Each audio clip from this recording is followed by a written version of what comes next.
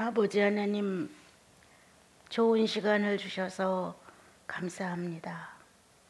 사람이라 부르시고 성도라 부르시고 이렇게 좋은 자격을 주시면서 하나님 자녀다운 신분의 고귀함을 성령을 통하여 하나하나 일러주시고, 그렇게 해서는 안 돼, 그렇게 살으면 후회해, 이렇게 권고의 소리가 우리 영혼 속에서 들릴 수 있는 것은 구원받은 증거입니다. 잘못된 부분에 후회가 있고 뉘우침이 깊고 잘못했습니다라는 겸손한 복종이 있고 모두가 하나님의 사람으로 인정할 수 있을 만큼 마음 깊이 주님을 그리워할 수 계셔서 감사합니다. 이런 사람 저런 사람 많이 있지만 우리는 우리 주 예수 그리스도가 이 땅에서 살고 간 사람의 모습을 본받아 그렇게 멋있게 살고 갈 수 있도록 축복하옵소서. 오늘도 말씀이 살아 각 영혼을 신방하시고 내 아들아 내 딸아 라고 다정한 음성으로 말씀해 주옵소서. 예수님의 이름으로 기도합니다. 아멘.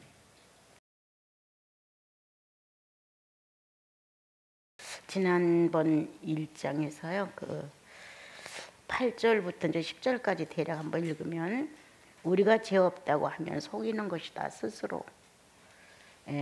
우리 진리가 우리 속에 있게 되면 우리는 스스로 자기의 그 약점이나 부족함을 고백할 수 있게 되고, 십계명을 위주로 한 어떤 인간이 살아가는 윤리나 도덕적인 면이 아니라 4계명에서 1에서 4계명까지 하나님을 목적한 내용으로 계명이 적혀졌는데, 초보자는 부모를 공경하라 도둑질하지 말라 여기에 기준을 하는 게 아니라, 사실 초보자는 10개의 계명 중에 1, 2, 3, 4계명이 우선입니다. 이것이 자기 생활에 아주 익숙해져서 그냥 자연적인 발생으로 이렇게 나타날 정도로 익숙해져야 되는데, 그거를 제쳐놨어요. 1, 2, 3, 4의 4계명까지는 오히려 무시하고, 이제 주 안에서 부모를 공경하라 도둑질하지 마라 간음하지 마라 이런 식의 내용만을 너무 많이 강조 아닌 강조를 하지 않았는가. 그러다 보니까 우리들은 실속 있는 예수인이 되지 않고 거칠에 외형적인 예수인으로 발전하게 됐다. 그래서 남의 눈이 의식이 더 무서운 거예요. 성령이 나를 겨냥하시고 내 양심을 살피는 게 두려운 게 아니라, 저 사람이 나를 어떻게 볼까? 저 사람은 나를 어떻게 평가할까? 내가 이렇게 함으로 저 사람 속에서 나는 어떤 존재일까? 이게 사람의 눈치를 보면서 사람이 나를 어떻게 보느냐에 자기 자신을 거기다 매여 놓은 것 같아요. 그런데 이제 우리 예수인은 그렇지 않죠? 옛날에는 남의 눈을 많이 의식했어요. 그리고 그 사람들이 그 말에 의하여 나라는 한 사람은 존재 가치를 느끼고 살았는지도 몰라요. 그런데 그리스도가 영혼 안에 존재하시면 아무것도 이게 아니에요. 누가 나를 어떻게 보는 게 왜 그렇게 중요해? 내가 남에게 어떻게 보여지는 게 왜 이렇게 중요해? 그냥 아무것도 아니라는 거예요. 하나님이신 주님이 나를 어떻게 보느냐예요. 이게 얼마나 중요한 거예요. 성령을 모신 성도가 나를 어떻게 보느냐예요. 성령과 성령 내 대응이에요. 그런데 우리는 하나님이 나를 어떻게 보시냐는 것도 둘째, 성령과 성령이 어떻게 서로를 인정해 주느냐도 둘째, 셋째 이렇게 돼요. 그리고 첫째는 뭐냐? 사람이 나를 어떻게 보느냐예요. 그래서 예수를 믿고도 육체가 경계하는 경계를 못 넘어선 거예요. 그냥 육체가 기준한 그 선에 서서 저 사람이 나를 어떻게 보지? 이 사건을 이렇게 말하면 저 사람이 나를 어떻게 인정할 거야? 이런 식의 인간 눈치와 두려움 속에 자기를 매놓은 거예요. 그래서 어떤 성도로서의 사고를 저질렀어요. 성령을 거스리는 성도로서의 사고를 저질렀어요. 하나님이 없는 것 같은 행실, 그런데 그것이 문제가 안 되는 거예요. 사람만 안 봤으면 괜찮은 거예요. 누가 봤어? 누가 이 사건을 알아? 원장님이 알아? 이런 식의 사람을 두려워하는 표현들을 사람들은 많이 하는 거예요. 죄 있다. 예, 죄 있다예요. 사람을 두려워하고 사람의 눈치를 살핀다는 것은 죄 있다예요. 그런데 성령은 우리 안에서 죄 없다라고 결론을 내리셨다는 거예요. 예수 그리스도의 피로. 그런데 정말 성령에 근거한 죄냐 아니냐를 구분하지 않아요. 성도들은. 사람들이 나를 안 봤으면 돼요. 내가 한 말을 안 들었으면 좋겠는 거예요. 여기에 기준하고 살기 때문에 우리는 죄를 갖고 살면서도 죄인의 의식이 이 속에 존재한다는 걸 심각하게 생각지를 않아요. 그래서 난 괜찮아. 이 정도는 준수하지. 뭐 다른 사람보다 나는 그래도 양호한 편이야. 죄 없다고 스스로 인정하는 거예요.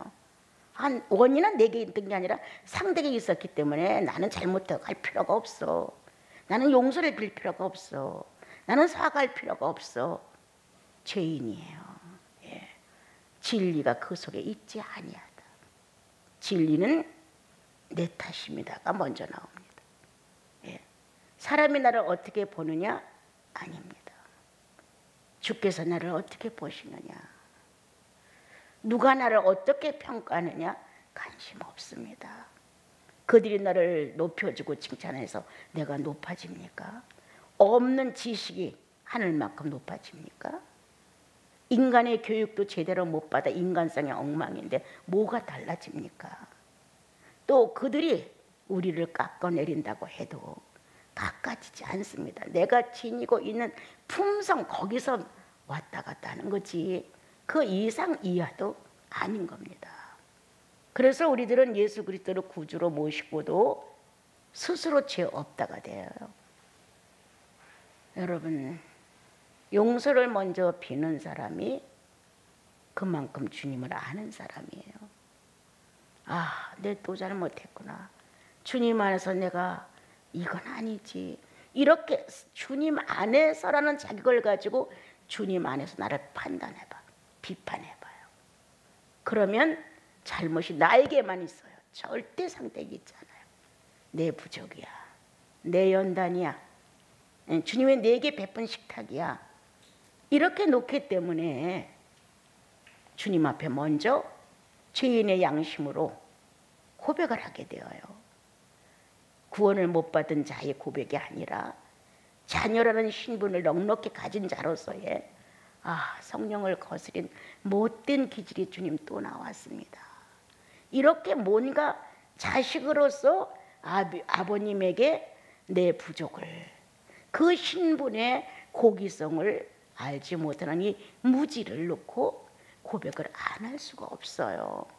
그러고 나면 내가 무리를 일으킨 거예요.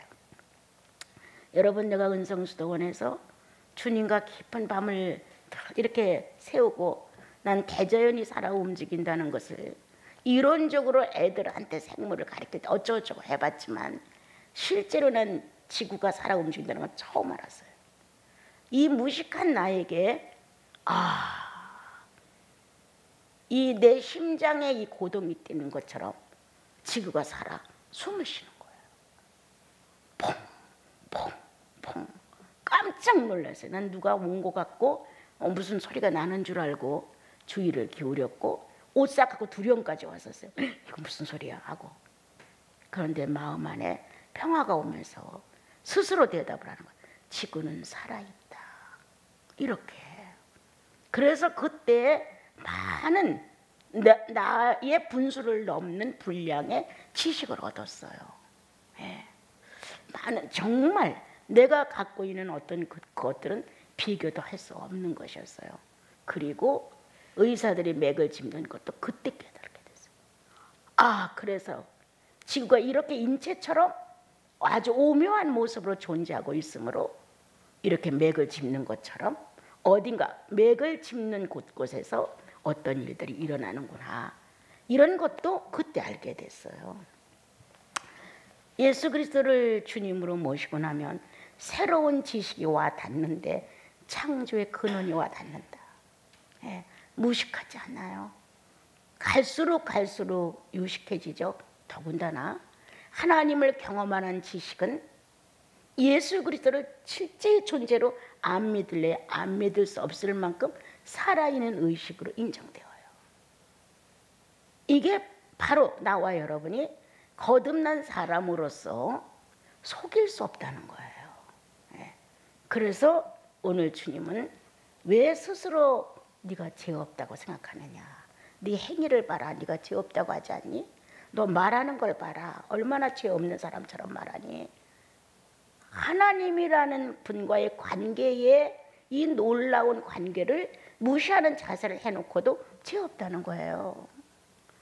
성령을 거스리고 상대의 성령까지도 내 고집대로 뭉개버렸는데도 죄 없다는 거예요. 그 증거는 성경에 대답해 주기를 진리가 그 안에 없기 때문이야. 진리는 누굽니까? 성령이시죠. 진리는 누굽니까? 하나님이시죠. 진리는 누굽니까? 예수 그리스도에 없다는 거예요. 성경이 지적을 해주는 거예요. 그렇지 않고서는 예수 그리스도의 살아있는 삶의 지식이 우리 영혼을 하나님화 되기 위해서 자꾸 설명을 하고 알게 하고 깨닫게 해줘요. 세상에 대하여 관심 없어져요. 내가 얼마나 못 배웠어도 하나도 원하지 않아요. 얼마나 못 배운 거에 대해서 원한이 됐으면 경희대학 교수를 소개를 받아가지고 나를 개인지도 해달라고 그랬어요. 얼마나 학교가 가고 싶었는지. 그런데 우리 어머니가 내 형편에 그 돈 될 수 없다고 포기하라고 그러셨어요. 그때부터 내 눈에서는 불꽃이 튕겼어요. 어떤 것도 나는 왜 허락이 안 되는 걸까? 내가 가서 배우는 것도 아니고 와서 가르쳐 준다고 하는데 그것도 안 된다는 거예요. 또 악기를 좀 배우고 싶어서요. 그래서 또 누구 소개를 받아가지고 그 의대 교수를 만나게 됐어요. 그런데 그것도 나한테 허락이 안 되는 거였어요. 어떤 것도 안 됐어요. 세상 일에 대해서는. 그런데 예수 그리스도를 만나고 나니 이야, 내가 허무한 것에 얼마나 정열적이었는가. 얼마나 그게 내 목숨과 같이 중요한 것처럼 막 가난한 것도 식구들의 피해도 하나도 생각지 않고 나는 내 목적을 달성하기 위해서 교수를 만나고 학교를 가야 되고 막 이런 것만 꽉 차 있었던 거예요. 예수 믿고 나니까 얼마나 후회가 됐는지. 예, 새로운 지식. 예수 믿는 건 새로운 지식이다. 이렇게 무식한 나를 창조의 근본으로 주님이 끌고 들어가 천지 창조의 의미로 삶을 알게 하셨고 더럽고 추한 인간의 양심을 날마다 뒤져주셔서 이렇게 악하고 못나고 더럽고 추한지를 정말 너무 절실하게 깨달았던 거예요. 이렇게 새로운 지식이 와서 움직여 주니까 이 땅에서 필요하다고 하는 거에 대해서 어떤 것도 의미가 없더라고요. 오늘 주님이 우리에게 말씀하는 거 10절 보면 만일 우리가 범죄하지 아니하였다 하면 하나님을 거짓말하는 이로 만드는 것이니 또한 그의 말씀이 우리 속에 있지 아니하리라. 그 위에는 진리가 없다고 말씀하시고 그 아래는 우리 속에 말씀이 없다는 거예요. 그럼 말씀이 없다면 결국은 구원받지 못했다는 거예요. 영생이 없다는 거예요. 냉정하게 따지면 우리는 너무 많이 후회해요. 간증이 조금 미미해도 그냥 봐주고 싶은 마음이에요. 내가 예수 그리스도로 거듭났다는 확실한 증거가 생활에 변화가 없어도 뭔가 거기에 맞춰지는 간증을 하고 아유 구원받은 것이지 그렇지 동정해가면서 구원을 받은 걸로 인정해주고 싶은 거예요. 그 사람의 체면과 자존심이 한 번, 두 번, 세 번 간증을 해도 안 될 경우에를 너무 안 됐으니까 그런 마음이 내게는 있어요. 여러분, 내가 하나님보다 후한 위선자예요. 내가 예수 그리스도보다 동정이 더 많은 위선자예요. 여러분, 정말 하나님의 진리를 갖다 딱 대면 아니란 말이에요. 그럼 아닌 거예요. 그런데 나는 인정상 그럴 수가 없는 거예요. 그 사람이 나를 어떻게 봐, 미안해서. 난 또 그 사람을 어떻게 봐. 또 뭐라고 말을 해야 돼. 사람들한테 내가 무슨 변호를 해줘야 돼. 막 여러 가지 엇갈린 거무줄 같은 그러한 내용이 있기 때문에 참 구원이라고 하는 것, 영생이라고 하는 것, 이거 참 증거하기 어려운 거예요. 본인이 아무리 꽉 붙들고 있어도 구원받은 성령의 사람들이 봤을 때 아니라면 이건 아닌 거예요. 예. 성령은 하나예요. 내 형제가 성자처럼 높고 내가 오늘 태어났다 할지라도 성령은 하나로 알아요. 그래서 그 속에 예수 그리스도가 존재하는 것을 인정하게 돼요. 누가 가르쳐줘서가 아니에요. 예. 지금 거듭나서 아무것도 모르는데도 그러한 예수를 나보다 먼저 믿고 더 많은 자아를 굴복시킨 사람을 봤을 때 그냥 좋은 거예요. 언제 봤다고 그렇게 친근함이 가고 가족 같은 거예요. 체온이 같게 느껴지는 거예요. 그게 같은 성령을 동일하게 유지하고 있다는 뜻이에요. 우리 안에서. 그렇다면 그건 거짓말쟁이가 아니에요. 그런데 그렇지 아니한 삶의 모습들을 보면은 알 수 있어요. 더더욱이 나는 어떤 말씀을 갖다가 정죄하기 위해서 사용해 본 적은 내 일생에 손꼽아도 거의 없을 것 같아요. 예. 그런데 내가 이 수도원의 교칙 중에 하나가 모든 수도원의 청빈, 순명, 순결이에요. 이거 생명과 같은 거예요. 이 공동체의 이 목표가 안 이루어지면 수도원은 존재하기가 어려운 거예요. 예. 그래서 청빈, 좀 더 검소하게, 그리고 세상을 사랑하는 것보다 주님을 사랑하는 재산, 청빈.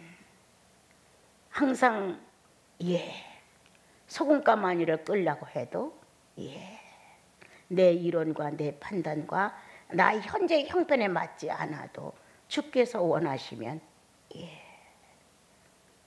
이러한 삶의 어떠한 것이어도 불의를 행치 아니하고 추하게 살지 아니하고 내 신분에 맞도록 애를 써가면서 순결하려고 애쓰는 거거든요. 이게 수도원의 생명처럼 귀중한 거예요. 그래서 가끔 청빈, 순명, 순결을 돌아봐요. 우리가 목표를 세우고 예수 그리스도를 본받아 존중, 겸손 이런 것을 써붙이고 돌아보는 것처럼 늘 그걸로 날 돌아봐요. 예. 그러면 한 가지만이라도 거기서 X가 되면 내 생활은 이 나시린 수도원의 일원으로서 감당을 못하고 있는 거예요. 그건 사람과의 관계가 아니라 주님 안에서 봤을 때 자격 상실이에요. 지난 주일 말씀드린 것처럼 주의를 떠나 타락한 천사와 같은 거예요. 이게 예수 믿는 보이지 않는 무서운 힘이고 권세인 거예요. 그런데 우리들은 이렇게 겉으로 드러난 것만 헤아려 가면서 나 죄 안 졌어. 이 성도가 서로 만나 화답이 안 되는데도 나 죄 안 졌어. 성령을 거스리고 나사렛 예수의 죽음과 피 흘림에 대한 지독스러운 강의를 수없이 받았어도 내 사건 앞에서 예수는 없는 거예요. 예수는 존재하지 않아요. 구원받은 자 안에서 예수가 존재하지 않는다면 그건 가짜죠. 가짜죠. 이건 누구나 다 난 알고 있는 기본적인 상식이고 양심의 고백이라고 난 생각해요. 양심의 고백. 나 그렇게 할 수 있었지만 난 예수이냐 그렇게 할 수 없었어. 난 그렇게 하는 것이 내 본성의 원칙처럼 살았지만 성령이 원치 않아서 못해. 이렇게 나를 변화시킬 수 있고 현재 변화 과정을 가질 수 있는 것은 세 분의 하나님이 부분에 맞춰서 우리를 이끌어 가신다는 거예요. 그게 인정되는 거예요. 아, 이번엔 이런 사건인데 이건 성령의 조화였어. 성령이 아니면 이건 못하셨어요. 이런 게 있단 말이에요. 그러니까 우리들의 삶 속에서는 이 세 분의 하나님이 살고 계신 거예요. 어느 성도를 만나니 나사렛 예수가 살고 있어. 어느 성도를 만나니 성부 아버지가 살고 있어. 어느 성도를 만나니 성령님이 살고 계시고, 이렇게 성도들 속에서 세 분의 하나님이 여러 가지 모양새로 역사를 하시는 거예요. 그래서 연약했던 우리들의 영혼이 힘을 얻고, 추했던 영혼이 순결로 고백을 하게 되고, 욕심만 가득 찼던 영혼이 무너지면서 정빈해지고, 자, 달라지는 거죠. 성도는 그리스도의 편지라. 성도는 그리스도의 거울이라. 그래서 내 부족을 상대의 신령성에서 발견한다. 내 연약성을 아직도 미개척이라 발견도 못했는데 성도와 교조 중에 우와, 이런 것이었구나 라고 새로운 지식이 와서 확 건드려준다.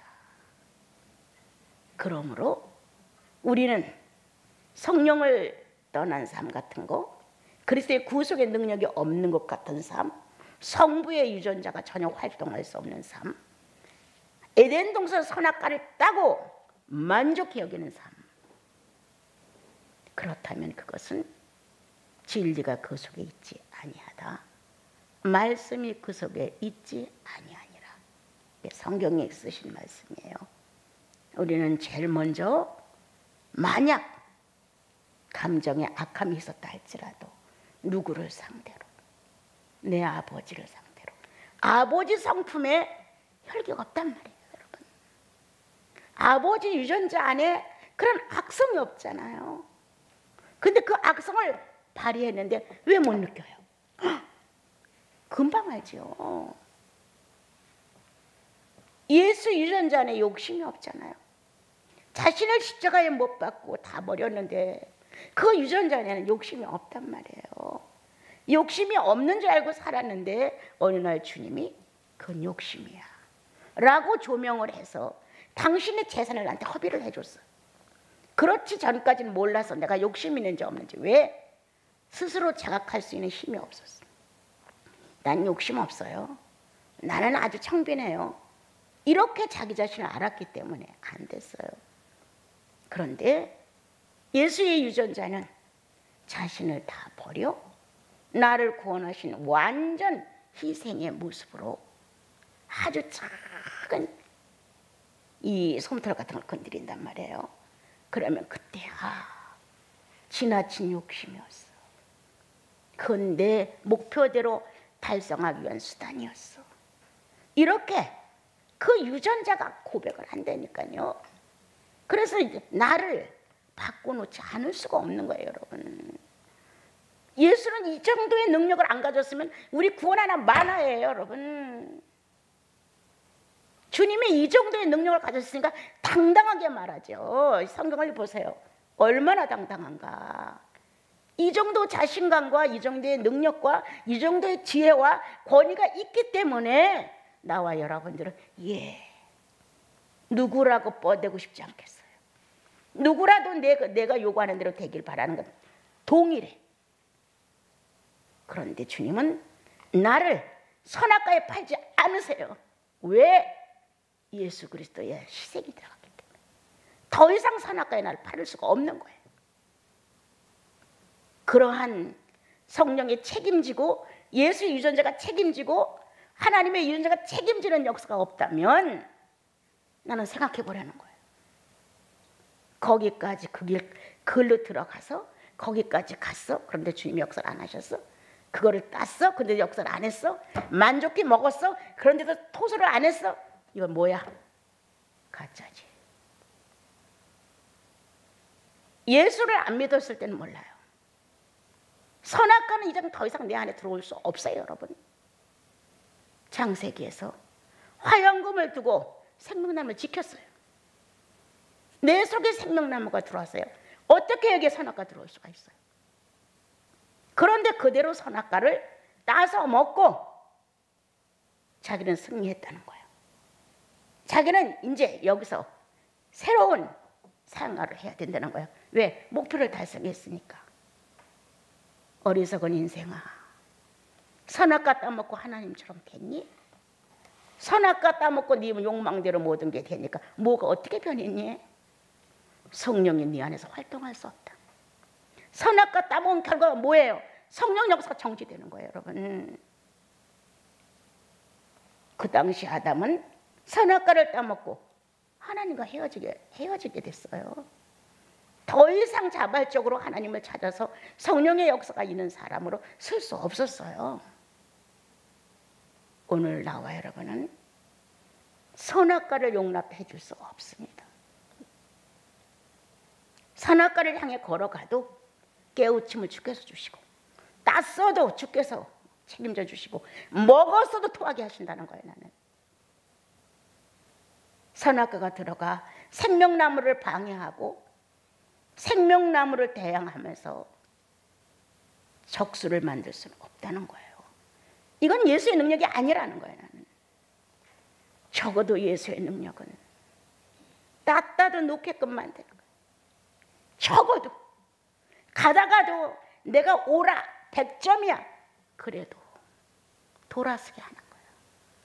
주님이 싫어하시면 안 돼. 이 의식이 있다는 거예요. 우리 안에는 따서 꿀꺽 삼켰어도 이 안에서 용납이 안 되는 거예요.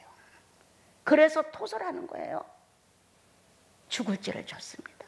잘못했습니다. 어떻게 선악과가 들어가 자리를 잡아요? 어떻게? 그 예수 아니에요, 여러분들. 절대 아니에요. 자리 잡을 수 없습니다, 여러분. 주님은 기억나게 하사 고백하게 하시고, 그는 의롭고 미쁘사 주님 앞에 나를 토설하게 하시고, 너는 내 거라는 책임을 완수하기 위해서 성령을 두시고 우리로 하여금 생명나무를 보존케 하시는 일을 계속하신다. 그러므로 여러분, 우리 하나님을 속이지 맙시다. 정말 비극은 자기가 만나는 거예요. 다른 사람이 만나는 거 아니에요. 성령 역사 없어보세요. 나이는 점점 먹고 성령의 감동, 감화, 나를 통한 성도들의 어떤 변화, 저 성도는 정말 성령 충만해, 이런 것 전혀 느낄 수 없다면 죽어가는 거예요. 우리는요. 늙은 아브라함이 성령 역사가 전혀 없었을까요? 늙었다고 해서 모세가 전혀 성령 역사가 없었을까요? 늙어서 다윗의 성령 역사가 없었을까요? 아닙니다. 신약에 와서 시몬과 안나, 이 두 분의 고령의 나이는 성령으로 충만했습니다, 여러분. 그런데 우리가 성령이 없는 삶으로 간다고 하는 것은 육체의 욕망을 만족시켰다는 거예요. 자기가 해야 되겠다는 걸 반드시 하고 말았다는 거예요. 그때부터 성령을 쳐내린 거예요. 당신은 필요 없어. 당신은 필요 없어. 필요 없는 자 안에 주님의 주권이 어떻게 행사할 수가 있겠어요? 근데 만약 구원을 받았다면 비참해집니다. 정말 성령은 책임지시거든요. 예수 그리스도의 피를 책임져요. 나를 책임지는 것 절대 아니에요. 여러분, 오해하지 마세요. 예수 그리스도의 피를 책임져요. 그래서 너무 자아적으로 하나님을 피해가고 무시해가면 비참한 건 본인이 되는 거예요. 예수의 피를 그렇게 비참하게 묵인시킬 수 없다는 거예요. 여러분과 내가 주의 나라로 다 옮겨지고, 지금 만약에 주님이 재림한다고 합시다. 저마다 다 부활권에 들어가요. 무엇 때문에? 그리스도의 피 때문에. 그리스도의 피 때문에 우리가 은혜를 입은 거란 말이에요. 그게 허용이 안 된 거야, 이 땅에 살면서. 그런데 어떻게 은혜를 입겠어요? 이 요한일서는 짤막하면서도 엄청 중요한 내용이 들어있어요. 사도 요한은 주님의 깊이를 알았어요. 말씀이 뭔지, 성령이 뭔지, 빛이 어떤 건지, 사랑이 어떤 거지, 그리스도의 물과 피가 무엇인지, 죽었다가 다시 사신 내용이 뭔지 너무 잘 알았어요. 어느 누구보다 그 깊이에 대하여 그는 절감했고 체험한 분이에요. 그 사랑에 대해 더더욱이 그는 취해 있는 분이었어요. 그래서 요한서는 더더욱이 실제성을 가지고 성도의 생을 더 멋지게 이끌어 가시는 내용이 들어있는 것 같아요. 오늘 이제 2장으로 넘어가면서 나의 자녀들아, 참 이렇게 멋있는 글을 쓴 거예요. 나의 자녀들아, 내가 이것을 너희에게 쓰면 너희로 죄를 범하지 않게 하렵니다. 내가 왜 편지를 쓰느냐, 내가 왜 심령을 이렇게 이 편지다 쏟고 있느냐 이 말이에요. 내 마음을 다 쏟는다. 왜? 죄 짓지 않게 하기 위하여. 죄는 하나님과 원수가 되어서 나사렛 예수 그리스도를 몽땅 헌신해서 희생의 제물로 내놨다는 거예요. 죄는 또는 없는 거예요. 이제는요, 한 번으로 끝난 거란 말이에요. 그런데 또 죄를 진다면 어떻게 하겠느냐? 제2의 구속주이신 주의 성령을 죽이는 것과 마찬가지. 자기 안에서 옛날에 한창 독서를 많이 하면서 젊은 친구들과 예수 믿기 전에 왔다 가서 할 때는 우리가 이제 철학책을 좀 읽어갖고 신은 죽었다 뭐 니체 얘기도 하고 막 이런 얘기를 했을 때 이제 이런 토론이 나왔어요. 신은 죽었다. 나는 아니라고 이제 거기서 반론을 했어요. 예수 안 믿을 때였어요. 그 사람 속에서, 예수를 믿는 그 시대의 사람들 속에서 하나님이 죽었다는 뜻이지, 실제로 하나님이 없다고 죽었다고 하는 철학자는 아니다. 이런 토론을 거기서 이제 하게 됐어요. 저는 예수를 그때는 안 믿었었어요. 그런데 그래도 이렇게 훌륭한 이런 사람이 신이 죽었다면 신은 없는 거 아니냐, 이런 얘기가 나왔는데 그때 그 내 마음에 아니야. 기대하는, 하나님을 믿는 사람들을 통해서 기대하는 신이 없다는 거예요. 그 시대에 예수가 얼마나 타락했으면, 하나님을 믿는 사람들이 얼마나 오만하고 자긍하고 타락했으면 예수 믿는 사람들을 통해서 하나님은 죽어 있었다는 거예요. 없었다는 거예요. 나는 그때 그렇게 알고 있었거든요. 그래서 그런 토론을 한 적이 있었어요. 내 속에 하나님은 죽어 있는가?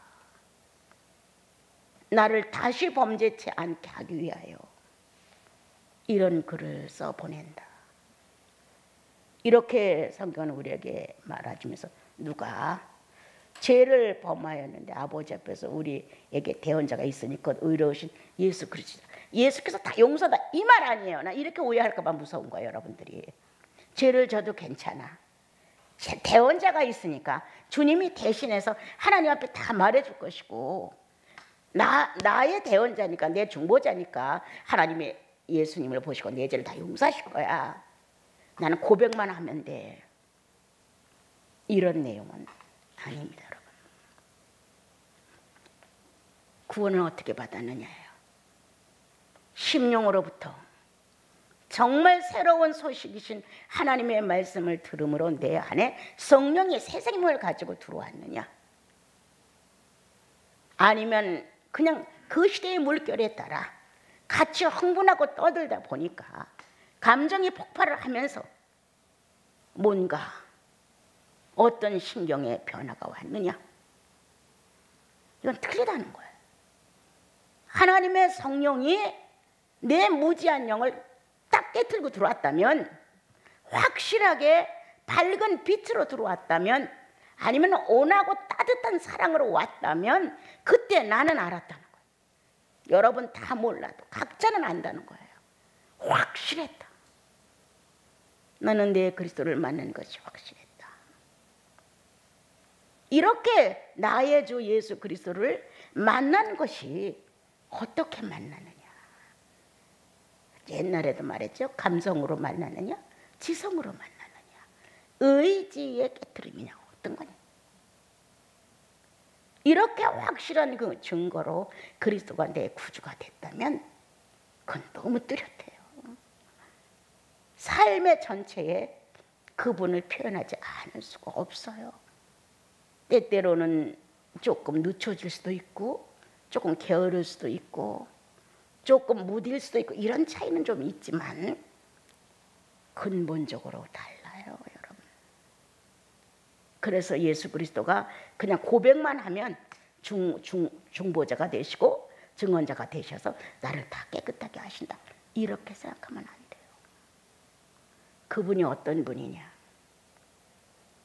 나 자신을 위해서 어떻게 죄의 대가를 치렀느냐, 그렇다면 넌 어떤 고백을 해야 되느냐, 그렇다면 그게 네 안에 확실하다면 넌 어떤 고백을 하러 나왔냐. 확실하다면, 그죠? 그러한 그리스도의 구속의 권세가, 능력이 내 영혼 안에 확실하다면, 너는 대언자, 중보자, 그리스도를 핑계하고 가볍게 고백을 하겠느냐? 할 수 없느니라. 할 수 없죠. 그렇게 이 지상에서 아주 민망하게 죽은 예수 그리스도를 또 한 번 재현해서 너는 네 자아를 위해서 그렇게 예수를 죽이겠느냐? 아니라는 거잖아요.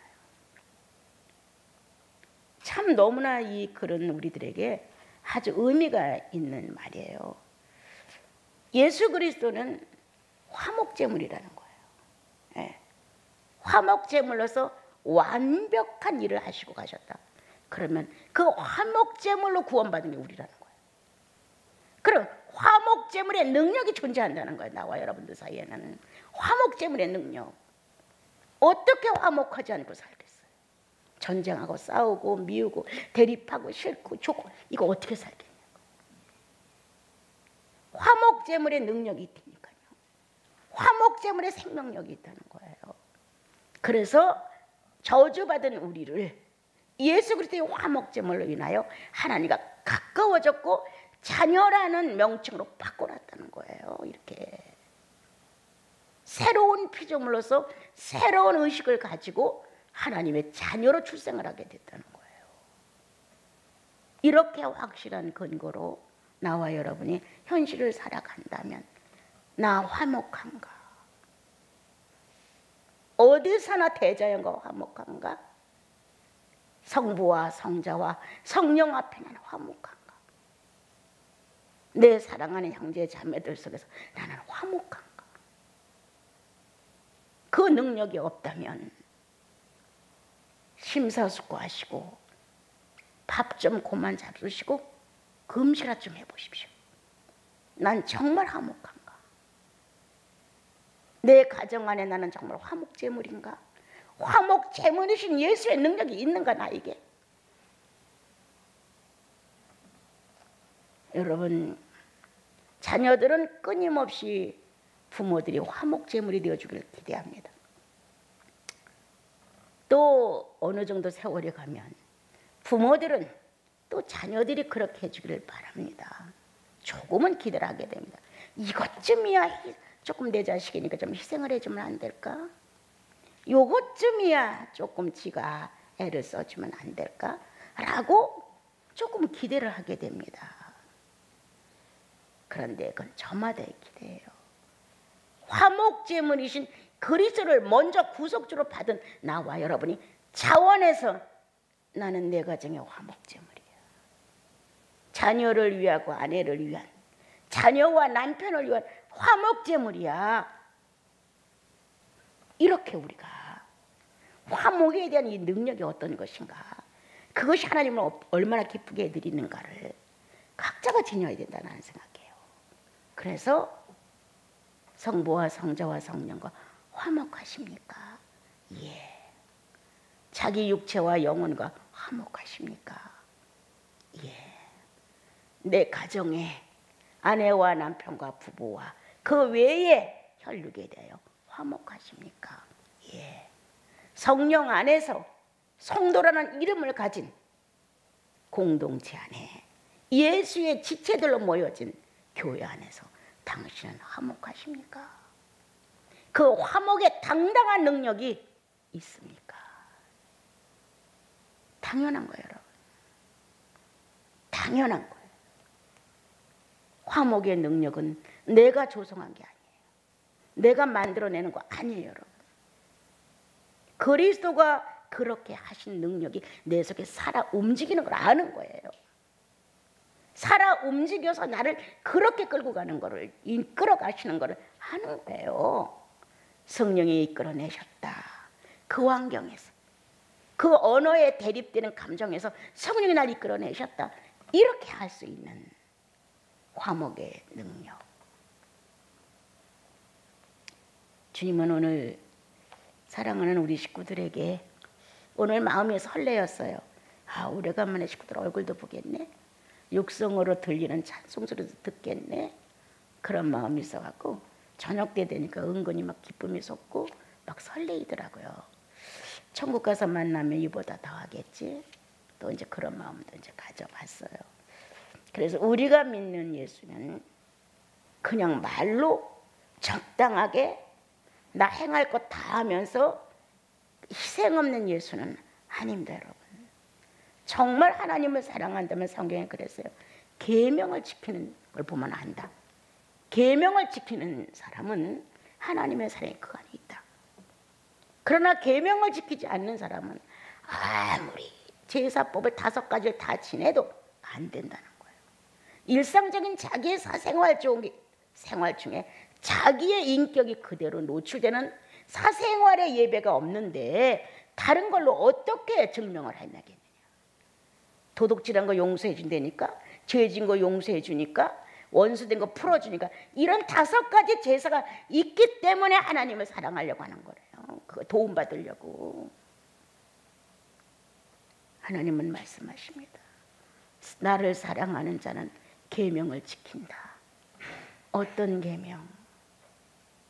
하늘과 땅을 일치시키는 계명.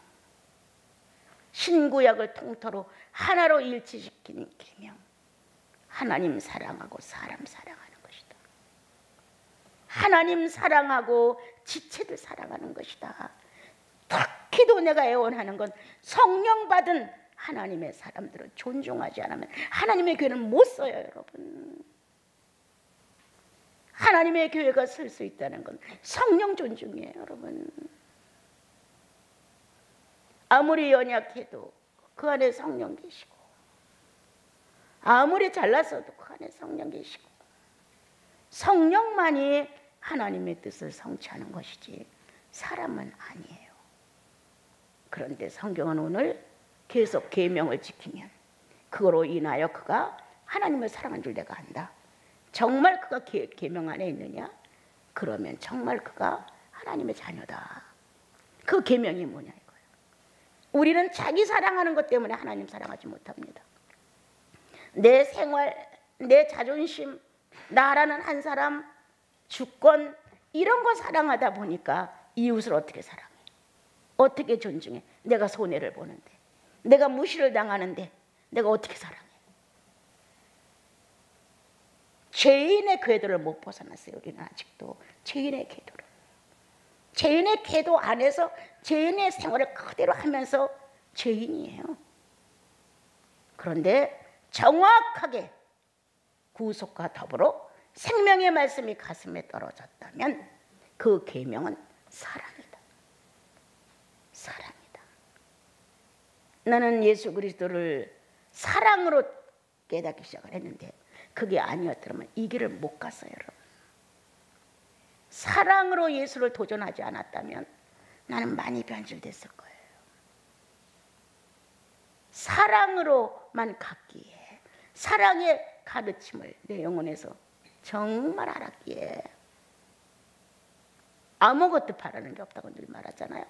기대도 하지 않는다, 이 세상에 대해서. 그리고 정말 성도들의 몇몇 성도들은 정말 이 사랑을 깨닫고 왔으면 좋겠다. 다른 건 몰라도 좋다. 가난해도 좋다. 무식해도 좋다. 병들어도 좋다. 단 하나 하나님의 사랑이 어떤 것인가를 가슴속에서 아리도록 경험을 하고 주님 사랑하며 갔으면 좋겠다. 그리고 내 형제 자매들 약점 많은 것 구속만 확실하다면, 성령이 분명히 역사한다면 감싸주고 사랑해야 한다.